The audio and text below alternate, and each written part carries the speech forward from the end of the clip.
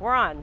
We are rolling. Welcome to Gotta Have Miami podcast. This is episode 11. Episode 11. And by the way, you got to check out episode 10, 10.5, and 10.75. It's a series. Yeah, it's a series. It's not a very good series.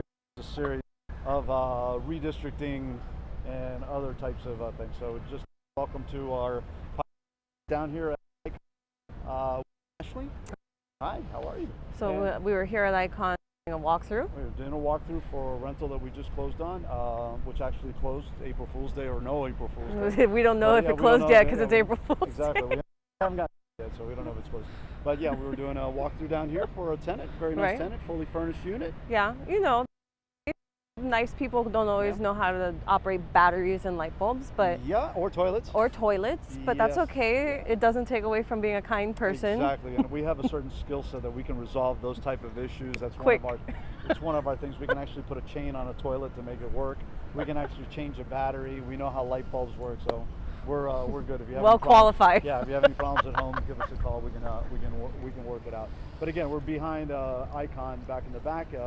Icon was built quite a few years ago, and actually it created something that was very interesting while they were building this and they were digging this up. They found the Miami Circle, which was an old Tequesta Indian burial ground. Right over there. Right over there.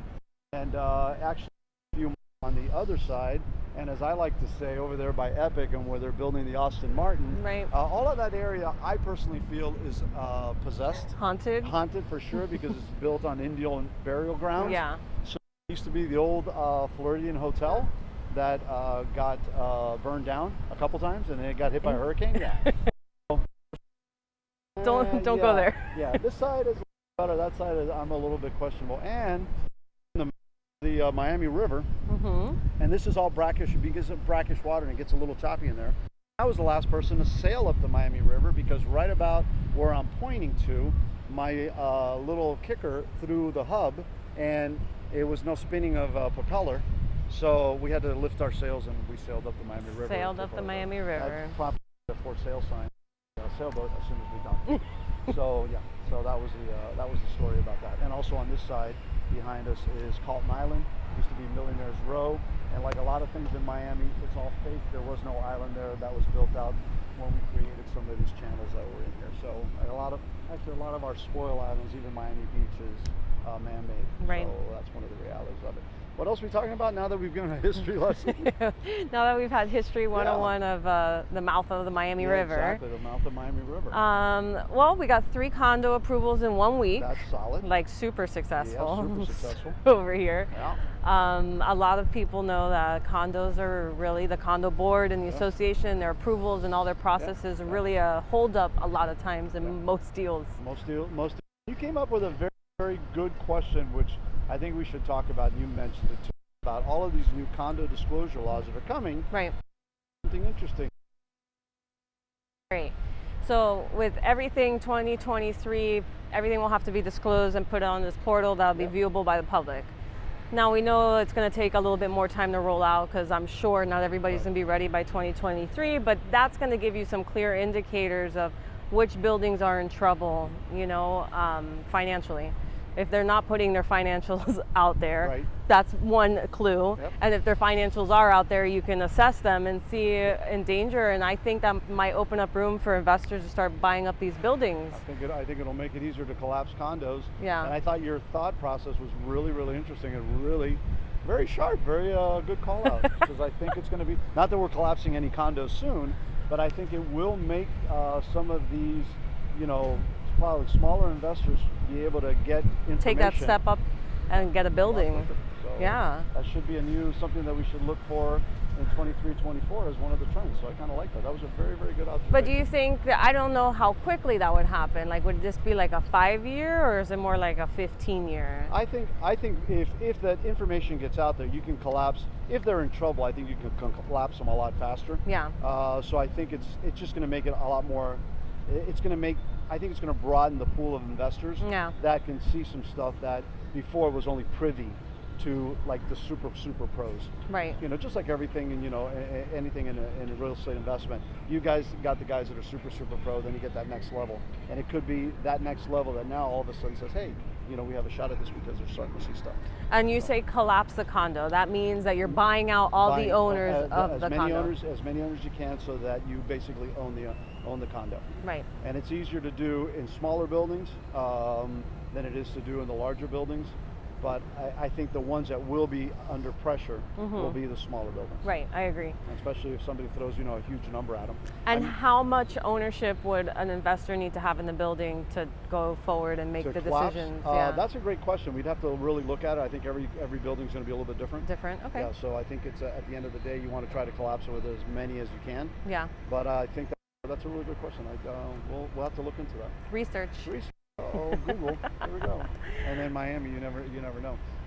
We do want to talk a little bit more. We mentioned the other day, actually the 10.5 and 10.75 about the redistricting and about the veto. Today is one of the last days that the mayor of Miami. Today? I thought it was next Friday. No. You get 10 days from the vote, and the vote was on the 24th. Oh, so man. 10 days to think. So the people in Coconut Grove have really been adamant about keeping Coconut Grove together. I made a little speech earlier yesterday about it gives us the ability to actually be involved in 3 districts and to be able to kind of dictate who we want in these districts to be able to support and represent Coconut Grove. So we do have an option that opens up to us that we can say, okay, we can now get involved in District 4, which is currently held by Manolo Reyes, and we can actually get in District 3, which is Joe Carollo. It sounds like you're looking at this with a silver lining. I am looking at it with a silver lining because I think now we have a valid point. As before, you tried to respect each person's district. You didn't go into District 4 or District 3, but now because they're come into Coconut Grove and with a vengeance, then you know what? You brought us in. We're gonna, if we don't like who you are, then we're gonna fight for somebody else. Right. And I think it's going to be something that will be interesting to look at as this moves forward. But to be quite honest, I don't think, unless it's happening while we're speaking now, I don't think Francis has the balls to be able to do the veto because he's got so much invested in the Mel Reese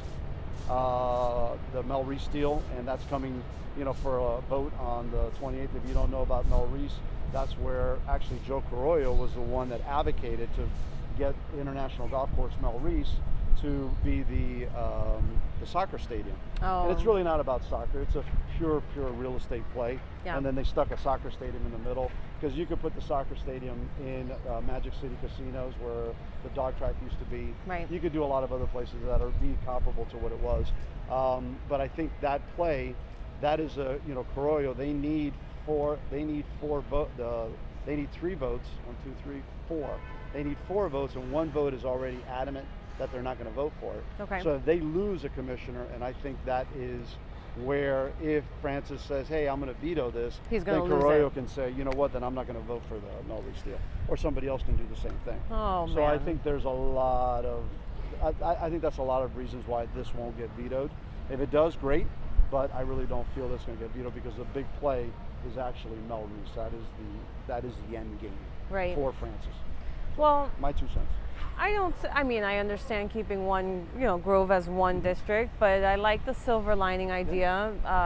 Grove residents are pretty sensible, logical, financially capable people that maybe can make differences in those other districts. I think if we do it the right way, if this does pass, which eventually I still say it'll end up legal because of the benefit that Carollo will be how can it not? Homestead. Yeah, so that'll. Then I learned a new piece of information yesterday at the rally that I didn't know. That there's some type of court something. That's something out there. Yeah, there's something. That's another reason to protect your homestead.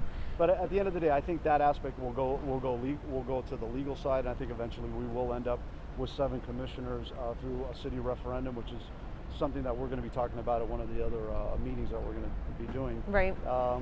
And I think I really believe that at the end, if it does happen, and this on their throats or our throats as it is, the ability to advocate other communities. Yeah. So District 4, that's Silver Bluff.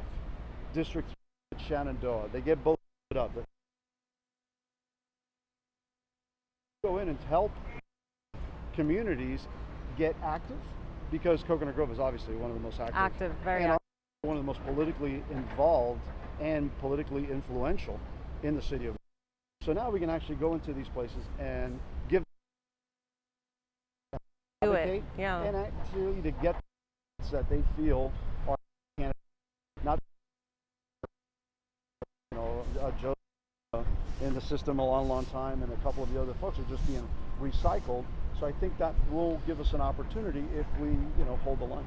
Yeah, I like that silver lining outlook. Right. And if we And did it go brings to it brings us into your the pressure. it brings us into your district 4. The pressure. Yeah, because you're a Silver Bluff baby. Silver Bluff. Silver Bluff. Silver Bluffian. Silver Bluffian. I went to Silver Bluff Elementary back in the day. Just so you know. Chat about. Friday, something's going on in the Grove, which we have no idea what it is. Yeah, what's the park's name? I have no idea. It's a Regatta Park, has a lot of yeah. little tents. We don't know what's going on. There must be like some type of art festival, but there's always some type of festival or market going on in the Grove. So check that out this weekend in Coconut Grove.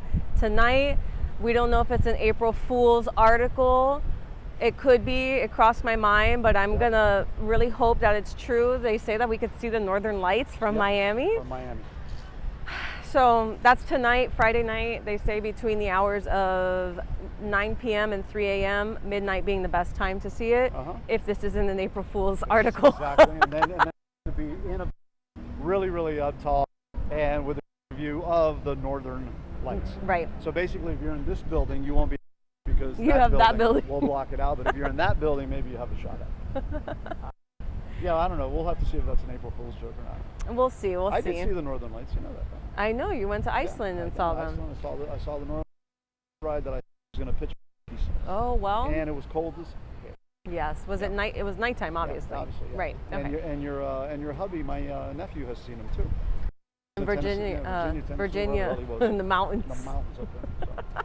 So it's useless information in these podcasts. Anything else we got? Okay. If you're out there renting, be patient. Yeah. I have a few clients. I'm trying to get some rental showings in this weekend, and it's just really hard in the sense of coordinating with other agents because there's such a demand. Yeah. You know, I have somebody coming into town and they'll be here Sunday, and an apartment they want to look at is showing Saturday, and there's just nothing I can do about it because the demand's there. That to me is the new MO for all of the listing agents, is that they're just doing one showing, and that's just the reality of the market right now. Showings that you're piecemealing them together, like on a Tuesday and a showing on a Thursday. It's just ending up, you list, you wait till everything is ready, you put everybody in a line, and we're getting offers even before these properties come on the market. Yeah.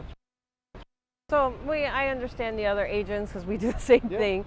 It's just, for all the renters out there, just be understanding. It's hard for everybody, and you, the renter first, and then the agents, and then it's just tough. Yeah, it is tough. It's a difficult market, especially if you're out there. But like we've mentioned in other podcasts, we are getting deals done. Yeah. We are getting properties under contract. We are getting them to close. We are getting tenants to close. So we can do it. And so if you come on down to Miami or you need some place, call Ashton. Let me know.